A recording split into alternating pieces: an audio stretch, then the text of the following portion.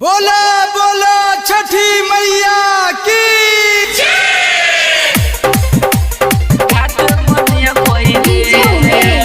Recording by धमाका सराय studio.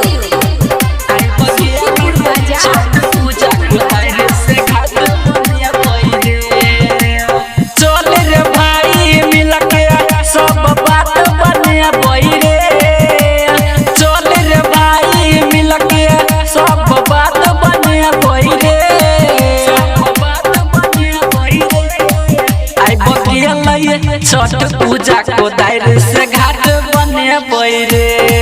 आई बतिया लइए छठ पूजा को दायरे से घाट बने बैरे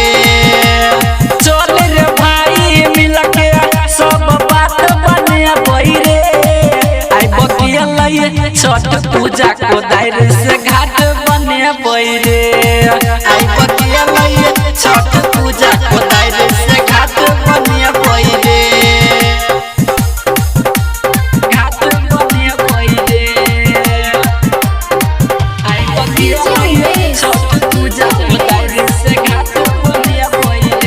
बोला बोला छठी मैया की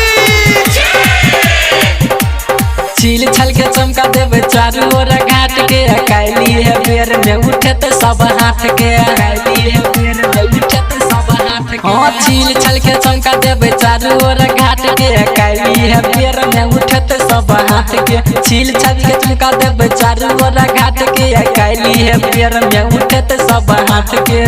सब हाथ लोटे कनती और पास साइड में ढाट लगे बैरे लोटे कनती और पास साइड में ढाट लगे बैरे आई बतिया लइए छठ पूजा को दायरे से घाट बने बैरे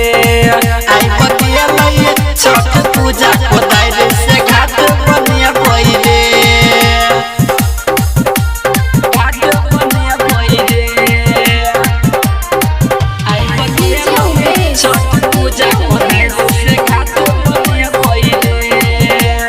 बोला बोला छठी मैया की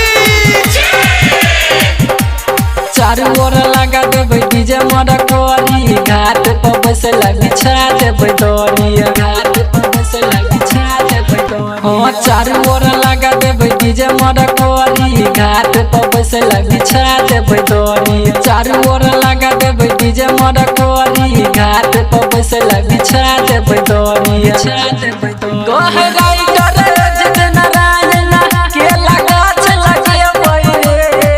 गोहराई करे जितना राजना के लगाछ लगे बैरे के लगाछ लगे बैरे आई बतिया लइए छठ पूजा को दायरे से घाट बने बैरे आई बतिया लइए छठ पूजा को दायरे से घाट बने बैरे से घाट बने बैरे रिकॉर्डिंग बाय धमाका सराय स्टूडियो।